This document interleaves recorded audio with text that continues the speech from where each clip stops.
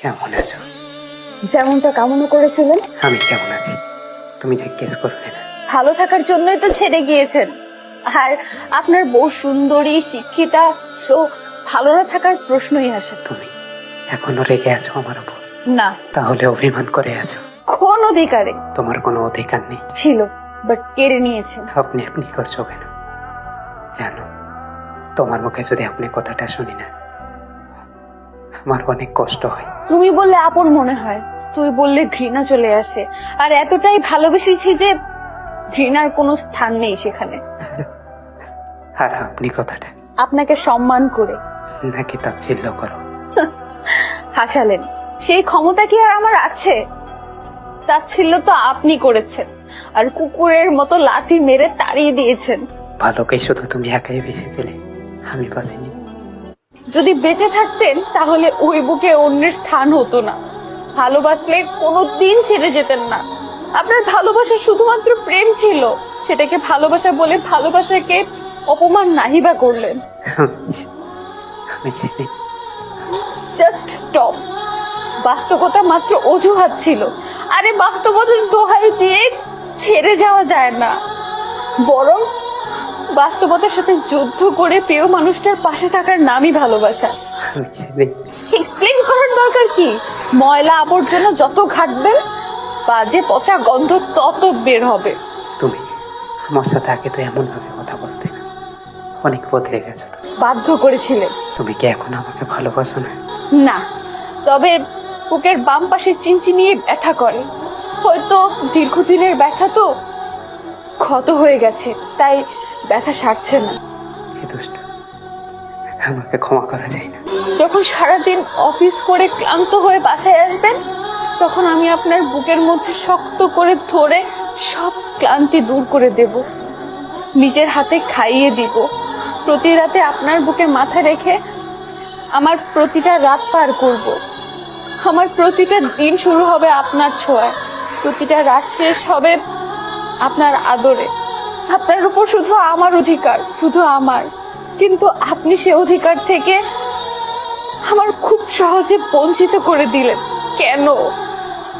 চাওয়াটুকু কি খুব বেশি ছিল? হাত ধরে পথ চলার রাস্তাটাও গুছিয়ে নিয়েছিলাম দুজনে। হঠাৎ করে নিজের ভালোটা বুঝতে শিখে গিয়েছিলেন আরো কাউকে ভালো পাওয়ার আশায়। সেই শক্তি পাশেই যখন থাকবেন না, তবে স্বপ্ন কেন দেখিয়েছিলেন? মাছ নদীতে এসে কেন হাতটা ছেড়ে দিলেন? একবারও ভাবলেন না আদৌ তীরে পৌঁছতে পারবো কিনা? যেদিন আমার প্রশ্নের উত্তর দিতে পারবেন, সেদিন না হয় ক্ষমা করবো। প্লিজ আমাকে ক্ষমা করে দাও, কষ্ট দিও না নিজেকে। প্লিজ আমাকে ক্ষমা করে দাও তুমি। হ্যাঁ, আমি মানছি আমি ভুল করেছি, আমাকে ক্ষমা করে দাও তুমি। আমি তোমার দুটো পায়ে পড়ি, অনুশোচনের আগুনে আমি জ্বলে পুড়ে যাচ্ছি। বাহ, ভালোই তো। চারপাশে আগুন জ্বালিয়ে দিয়ে জিজ্ঞেস করছেন চলছে কেন? পোড়াতেই যখন পারবেন না, তো পোড়ান কেন? যত পোড়াবেন তত পুড়বেন। আর ক্ষমা, সেটা না হয় উপর আল্লাহর কাছেই চান। কলিজা বলেই তো ডাকতেন, সেই কলিজা ফুটো করতে বিবিটা বাঁধলো না। তবে কি জানেন, ছেড়ে গিয়ে জীবনের মানে শিখিয়েছেন। নিশ্চুপ আবেগ এখন আর হানা দেয় না। যদি তুমি অন্য কাউকে ভালোবাসো সেটা বলো। তবে কেউ একজন তার জীবনের পুরোটাই আমাকে মিশিয়ে ফেলেছে। আমাকে এতটাই ভালোবাসে, আপনার প্রতি আমার ভালোবাসা কেউ হার মানায়। ভালোবাসাটাই তো দূরের কথা, ততটা ভালো ব্যবহার করি না। সব জানার পরেও ছেড়ে যায় না। কষ্ট পেয়ে কান্নাও করে, আবার কান্না লুকিয়ে রেখেও কথা বলারও চেষ্টা করে। তবুও কখনো চোখের জল মুছতে দিতে দেয়নি।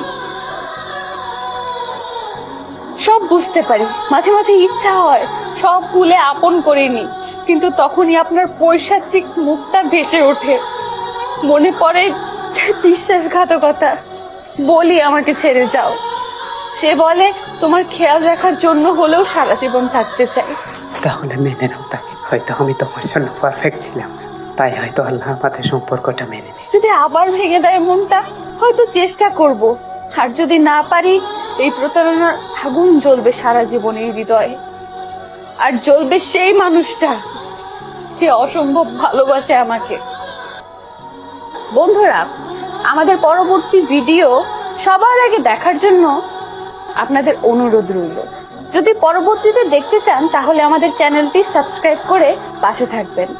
আর হ্যাঁ, যদি এই ধরনের ভিডিও আপনি সবার আগে পেতে চান তাহলে আমাদের চ্যানেলে সাথেই থাকতে হবে। সো প্লিজ সবাই চ্যানেলটা সাবস্ক্রাইব করে দিন। ধন্যবাদ সবাইকে। ততক্ষণ ভালো থাকবেন, সুস্থ থাকবেন, আর স্বার্থপর মানুষ সাথে দূরে থাকবেন।